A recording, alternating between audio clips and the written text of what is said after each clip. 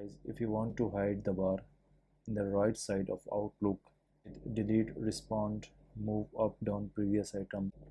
Then you need to go to left top corner and click on this small arrow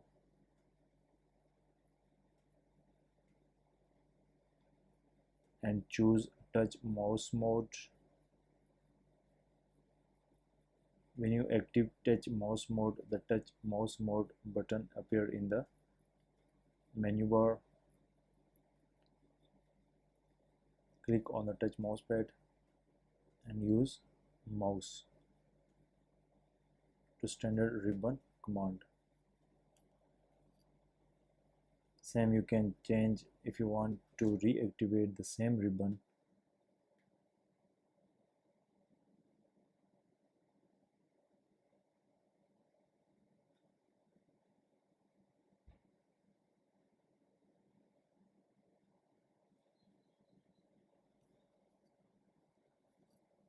Then close your Microsoft Office.